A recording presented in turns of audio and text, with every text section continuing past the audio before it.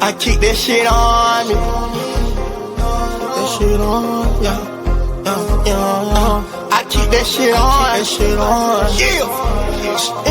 The telephone racks for the drip on me. Keep that shit on. Blowing on the Zion, sipping lean. I keep that shit on. Bad bitches recognize me. I keep this shit on, yeah. I keep that shit on. Keep that shit on me. Yeah. I keep that shit on me.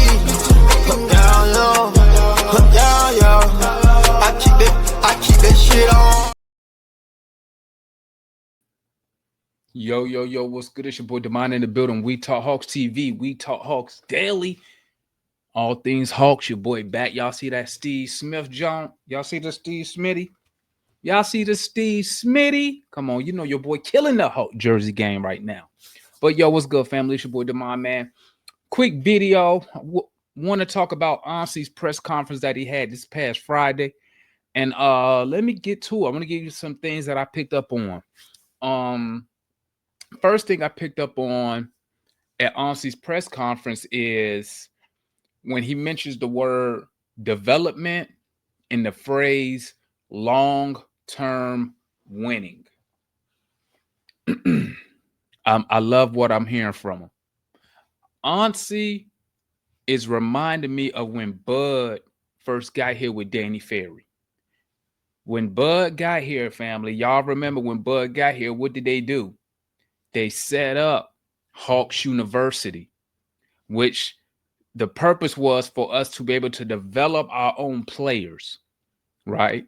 Develop younger players and feed them to the first team, right? I mean, feed them to the starters, feed them to the Hawks, right? I like that. I like that. That's how you build and sustain a winning culture. Okay, especially with the times of the first apron, the second apron. The key to having a serious winning organization is being able to develop your own young players, your own talent, right? If you can do that, it really saves you in the money department, because now you could have money set aside to where if a big fish becomes available, it puts you in position to make a play, whether it's due to you having the cap space or having those younger upcoming talented players that you could offer another team for a said superstar, right? So that really stuck out to me. Development and long-term success in Atlanta that we haven't had in a minute. I mean, we can give credit to Joe Johnson era from, let's say, 2009. We had a nice little run in the playoffs, like 10 years, something like that, something to that effect. Joe Johnson, Al Horford, Sapp, that run right there, numerous playoffs. I think at one point we had a 10-year run in the playoffs. So that's what that looks like, except this time we should be able to develop young players, and hopefully one of those young players become a said superstar or number one option. So that stuck out to me. Another thing that stuck out to me when he was talking about our acquisitions, when he was talking about Alexander Walker, when he was talking about KP, Luke Kennard, he was talking about the archetype of that player. He said those players fit the archetype that we were looking for. So that tells me that Onsi and his brain trust, they have a look. They know what they know what they want the team to look like. They know what type of players fit the vision that they have, right? No, KP, Luke, what do they fit? KP fits what? Length, elite rim protection. Luke fits what? Length at 6'5", elite three-point shooting, 40% three-point shooter. Alexander Walker fits length plus being able to be a ball handler, a defense, a good on-ball defender. And I told y'all once again, I told y'all before, Onsi is looking for certain type of players. He's looking for certain type of players. Him and his brain trust, they're looking for certain type of players. They're just not going out here just randomly getting dudes going after guys. They want certain type of players. And what did I tell y'all? What have I been telling y'all? When I make my opinions about the Hawks, my opinions is based off what I see, what the Hawks are doing, what the front office is doing. Going to get KP, going to get Alexander Walker, getting Luke Kennard, it wasn't an accident. Those players were targeted by Onsi and the Brain Trust. Okay, Onsi and the family. Okay, they was targeted because what? They fit a certain type of archetype. So that's something you want to keep in mind when it comes to what players should we go after next year? What players fit what we're trying to do? Okay, it's not merely based off of Quinn Snyder's offensive identity. It's based off of the archetype players that Onsi and his people want.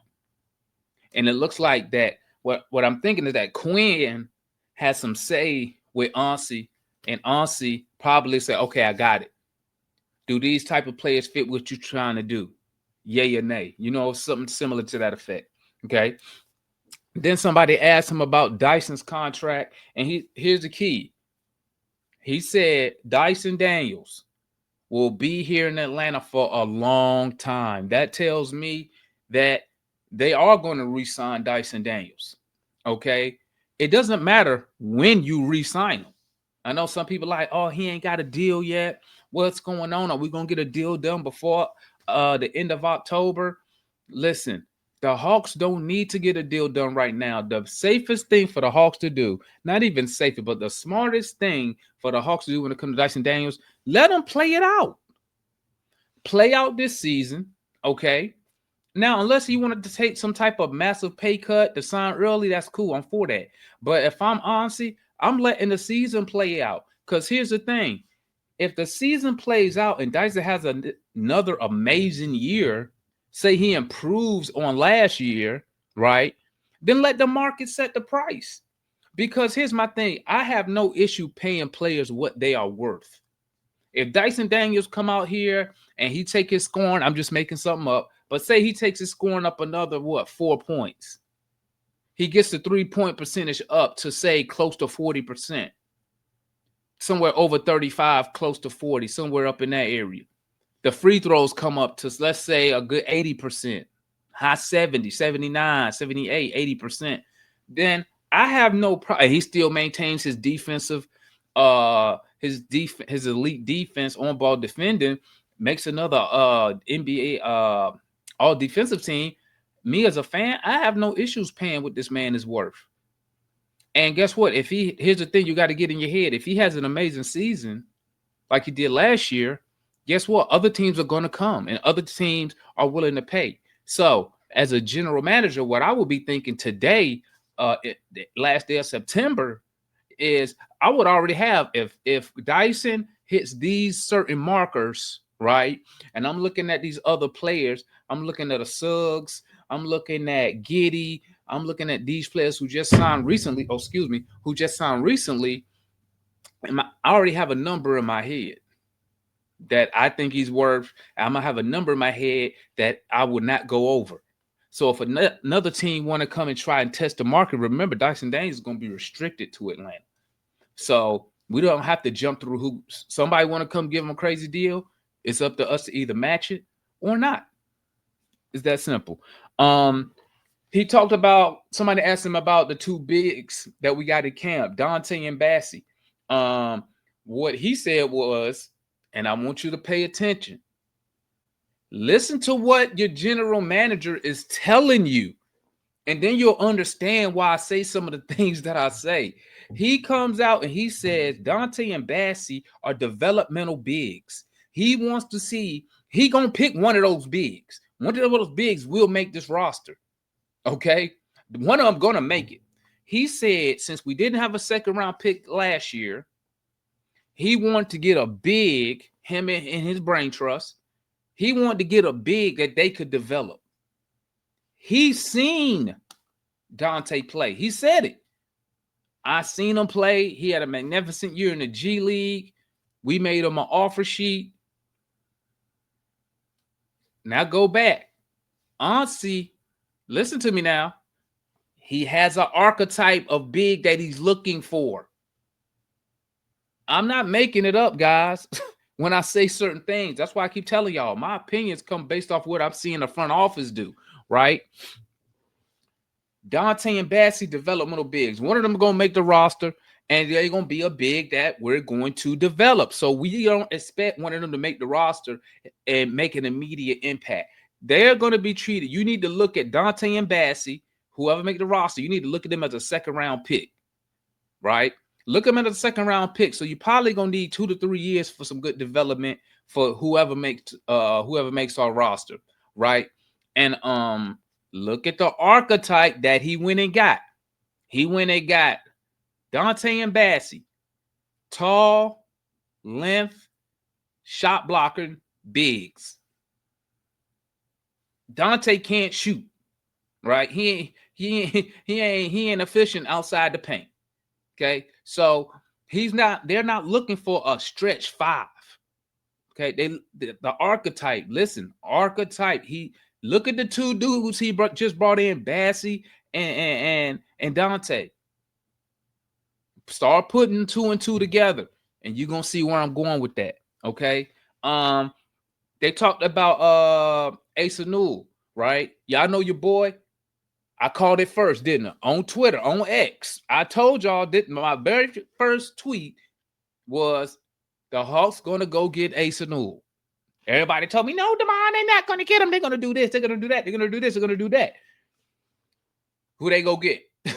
Asa Newell, your boy is correct again. I'm telling you, your boy. I know my Hawks. Okay, no insider. I don't have no inside. I don't have no nothing. I know my Hawks. I know how it's gonna go. Okay, but what I liked about it is this. He said he reached out to Trey. He spoke to Trey about drafting Asa Newell. Okay, and Trey was like, "Yeah, I'm down for it." I like that. Now, obviously, you're not gonna base your picks off what your star player said, but it's good to have him involved, because then as the GM and the coach, you can explain to your star player, hey, we like this guy because this is what we see happening. You feel me? And I like that open dialogue that Onsi has with Trey Young, right? And let's see. So he talked about the backup point guard position. I was up here on the show. I might have said it last night. I said it in Hawks Home Court in the admin chat. Onsi don't really care about the backup point guard. He just wants multiple ball handlers on the court at one time. And I also stated that you're going to see us play a tad bit different when Trey Young is not in the game. When Trey is in the game, obviously he's going to dominate the point guard responsibilities, the ball handling responsibilities, bringing the ball down and whatnot, right? But when he comes out, you're going to see multiple people handling that basketball. I like it. I like it. It just, that stuff like that, it just makes us harder to guard. It makes us harder to guard. It makes us harder to game plan for, right? When you don't know, okay, we know this dude going to bring the ball down. We know where this guy going to be at. Woo, woo, woo, woo. Now you don't know who's going to bring the ball down. You don't know who's going to initiate the offense, right? When you got multiple ball handlers. Listen, I didn't say multiple point guards. Multiple ball handlers, just like Onsi Salah said. He said in Golden State, we didn't have a point guard. For real, for real. We didn't have that true point guard, that Chris Paul type point guard, right? I'm just saying, we know who started off as the point guard over there. Steph was the point guard when he started off over there, okay? So, all in all, man, I like the press conference. I love Onsi. Once again, hey, somebody they brought up, let me circle back to Dyson contract. They brought up the contract, Trey Young contract. Listen, Onsi told you, and I like it because he's a man in his word. He's standing on business. They try to ask him. He said, y'all know I don't discuss contracts to no capacity in the public. That's a smart man right there. That's a smart man right there. Hey, Onsi, time in San Antonio and time in Golden State when you start off and come up in winning, championship winning organizations, hey, when you come to an organization like us who's never competed for the championship, you know what I'm saying? That experience that we have from Onsi is valuable. It is probably the most important asset right now in that front office. A thing that Landry Fields lacked, like I told y'all from the day we got him, I told y'all Landry Fields doesn't have the cachet. He doesn't have the network. I told y'all that the very first time. It just took y'all a year or two to catch up and realize, oh yeah, he don't. When y'all seen him trick off trades, right? And I ain't even mad at Landry. I'm mad at the owner for hiring a guy with no experience and no network and no connections, or very little, I should say, because he was an NBA player. Okay, very little connections, able to get deals done. I told y'all that. Like I said, I know my Hawks, man. I know my Hawks. So, hey, that's my video on that Onsi Salah press conference. Love the press conference. I love that he's available. I love that he's out and about. Like he said, he was in Latvia watching KP, watching Zach, watching V, right? And real quick about the Buffkin situation. He said, salute to Kobe Buffkin. But what did I tell y'all? I told y'all Summer League was to see what Kobe got. Does he have enough to stay on this team after we just signed Alexander Walker and Luke Kennard? And if you notice, they waited till after Summer League. Now remember, Onsi was at Summer League. They waited till after Summer League to announce the deal for Keaton Wallace. So I knew right there, Kobe Buffkin really had nowhere to play. Just like Onsi said at the press conference. He had no path for minutes on the team because injury robbed him of 2 years, and that show in the Summer League, he didn't show nothing. He did not show nothing. So Onsi said, hey, it's good for him to go somewhere where he can get some playing time, and it's good for us because we get that roster spot, and we knock off a little bit of salary. You know what I'm saying, for to keep us under the apron. You know what I'm saying? Hopefully to help facilitate a move somewhere down the line. But that's my video on Onsi Salah's press conference that he had last Friday. Family, tap in with me. Comment, like, subscribe. Let me know what you think of Onsi Salah's press conference. You riding with him? You're not riding with him? I'm riding with him. So until then, Hawks up. Peace. I keep that shit on me. Shit on, yeah. I keep that shit on, yeah. The telephone rats for the drip on me. Keep that shit on, blowing on